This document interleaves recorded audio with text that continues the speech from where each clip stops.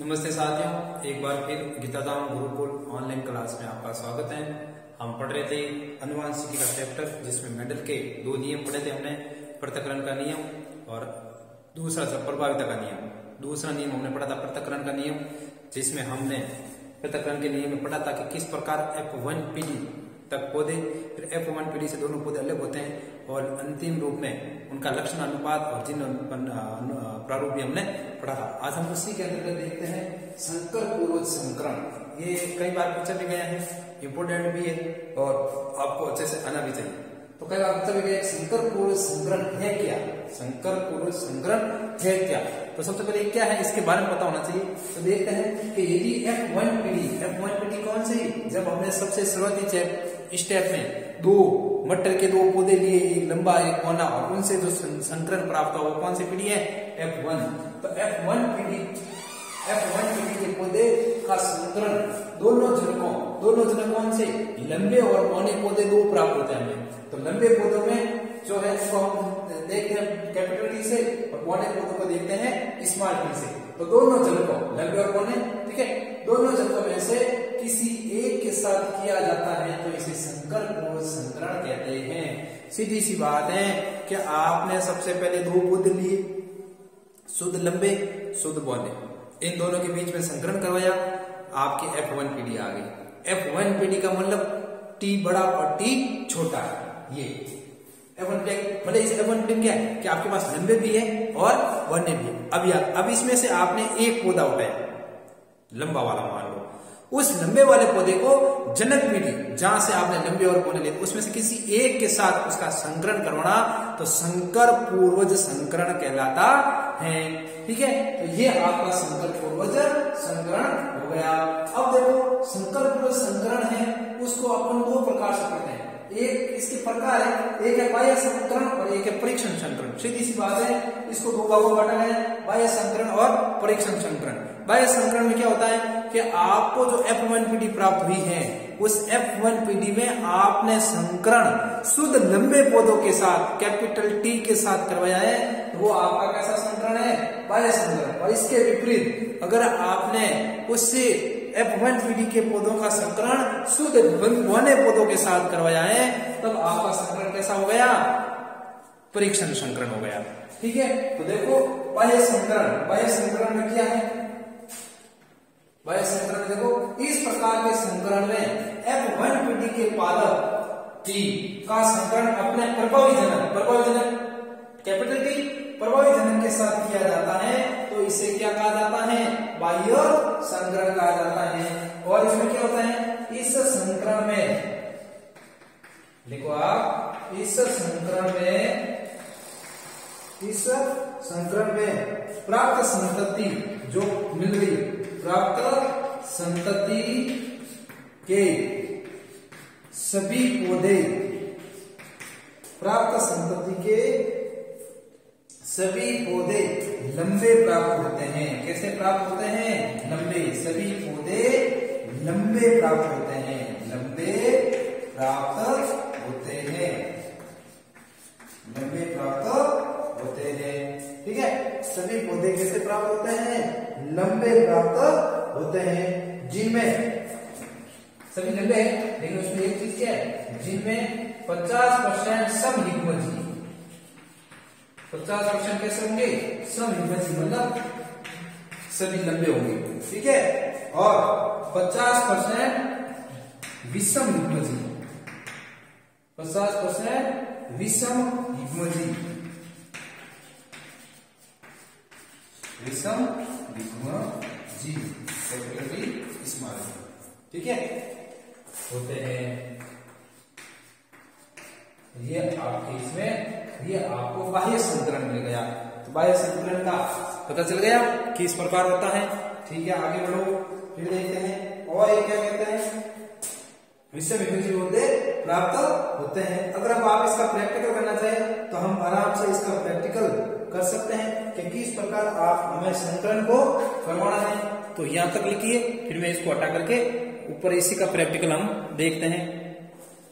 यहाँ कोशिश करता हूँ मैं लिखने की, ताकि आपको समझ में आ जाए। तो देखो हमने क्या किया, प्रभावी जनक कौन सा सा है? लंबे। तो यहां हमने लिख दिया लंबे पोते ये, ठीक है, लंबे मतलब ये, ठीक है, ये हो गई हमारी F1 पीढ़ी, ठीक है।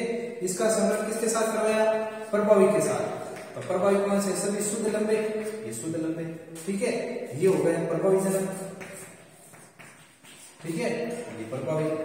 कुछ नहीं कर रहा हूं मैं, इस संकर पूरे संकर के क्या संकर को बता रहा हूं। संकर पूरे संकर क्या कहता है? F1 पीढ़ी के पौधों का किसी जनक पीढ़ी के किसी एक के साथ। तो जनक पीढ़ी का कौन सा लेना हूं? लंबे लेना हूं, लंबे लेना इसमें कौन सा संकरण कर रहा हूं? बाह्य संकरण कर रहा हूं। इन दोनों के बीच में हम करेंगे क्रॉस, ठीक है। तो ये है आपके विषम युग्मजी। ये कैसा है? विषम युग्मजी, विषम युग्मजी, ठीक है। तो इनसे हमें कौन से युग्म पड़ेगा? ये कैपिटल टी और एक स्मॉल टी। और इस ये कौन सा है? सम युग्मजी है। ये हमारा कौन सा है? दोनों बड़े हैं, ये सम युग्मजी। यहां से हमें ये मिल गया, ये कैपिटल टी, ठीक है। अब क्या होगा? इनके बीच में संकरण करवाएंगे अपन, ठीक है। तो ये, तो आप देखो नर और मादा ले लीजिए,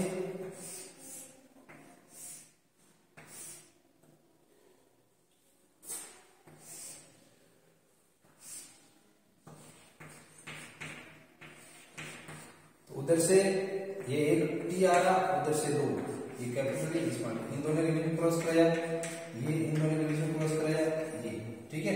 ये हमारा रिजल्ट मिल रहा है, ठीक है। तो इसमें हमें क्या मिला?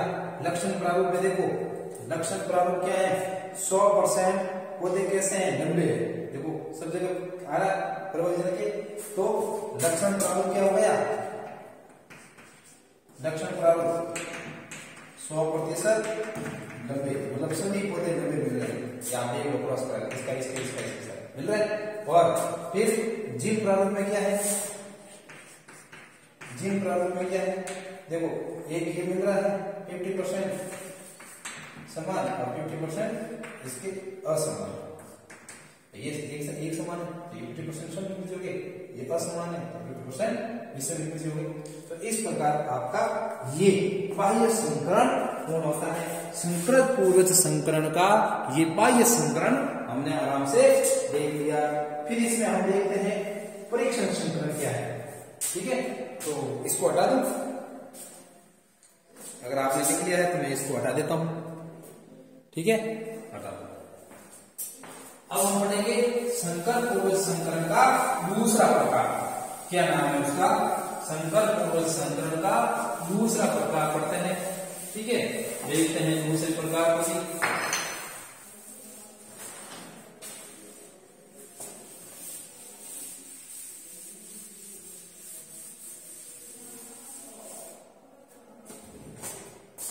दूसरा प्रकार है परीक्षण संकरण। क्या नाम है? परीक्षण संकरण। संकर पूर्वज संकरण का दूसरा प्रकार है परीक्षण संकरण। देखो इसमें देखो किताब क्या कहती है?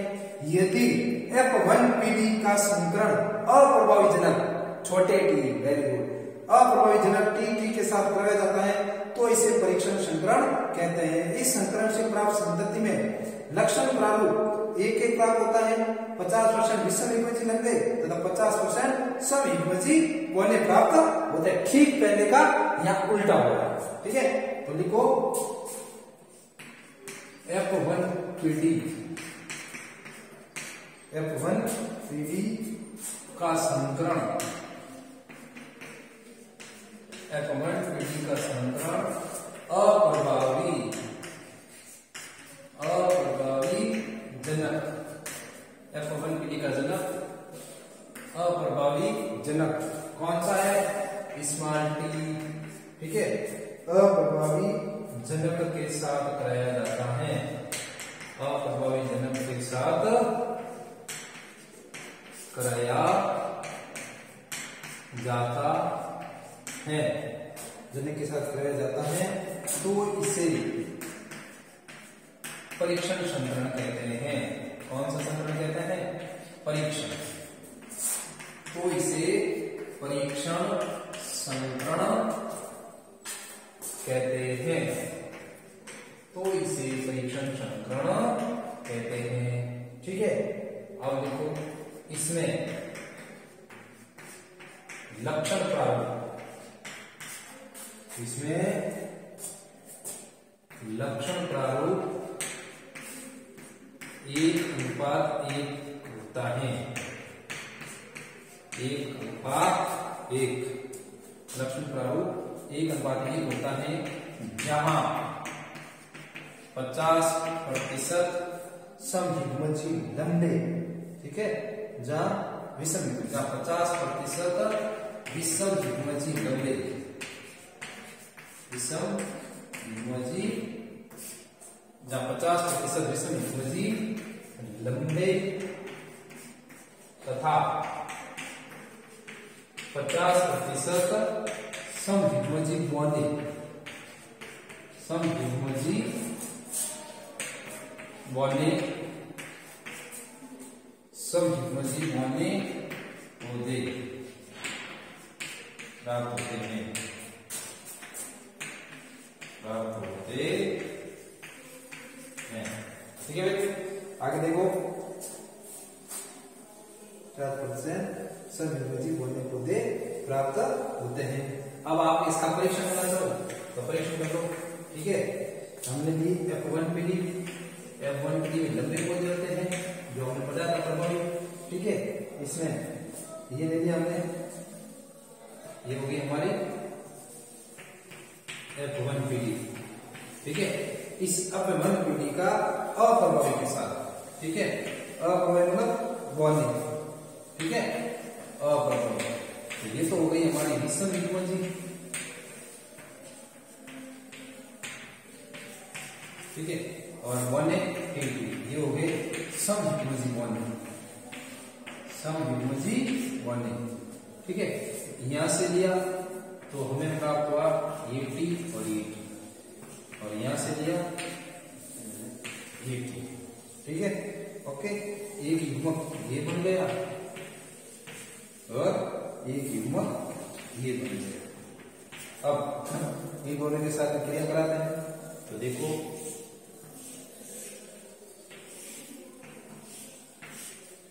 ये मेल, ये फीमेल, ये टी, ये यहाँ टी, ये यहाँ टी, इसका इसके साथ कराया टी विषम युग्मजी। ठीक है, विषम युग्मजी लंबे, और ये टी टी समयुग्मजी लंबे। देख लो, ठीक है, ये अनुपात एक, इसमें ये टी और ये टी, तो ये हो गया विषम लंबे, और ये हो गया सम बॉन्ड। ओके, इस प्रकार ये हमारा जिन प्रारूप 50% 50% विषम युग्मजी, 50% सम युग्मजी, और इसमें भी 50% लंबे, 50% बौने। मतलब ये पता जा सकता है कि मेंडल के कौन से प्रयोग में जिन प्रारूप और लक्षण प्रारूप एक समान होते हैं, तो वो यहाँ होते हैं परीक्षण संकरण के अंदर। ठीक है, परीक्षण संकरण के अंदर ये क्रिया देखने को मिलती है। तो इस प्रकार आपका प्रभाविता का जो नियम है, इसके अंदर संकर पूर्ण संकरण है, जिसके बाह्य संकरण और परीक्षण संकरण का टॉपिक यहाँ पूर्ण होता है। नेक्स्ट क्लास में हमारा रहेगा स्वतंत्र अपवन तीसरा नियम, जिसको हम नेक्स्ट क्लास में पढ़ेंगे। और अब तक का अगर आपने सही ढंग से पढ़ा है तो मेरी गारंटी है आपको ये चीज अच्छे से समझ में आई है, बाकायदा किसी प्रकार का कोई आपको इसमें डिफेक्ट नहीं लग रहा है। ठीक है, ओके साथियों, फिर मिलते हैं अगली क्लास में। तब तक आप आराम से इस टॉपिक को और अच्छे से पढ़ें और जितना हो सके अपने स्वाध्याय की तैयारी को भी प्रबल बनाएं, ताकि जब भी विद्यालय खुले बोर्ड की परीक्षा में आप अच्छे अंकों से पास हो सको। धन्यवाद।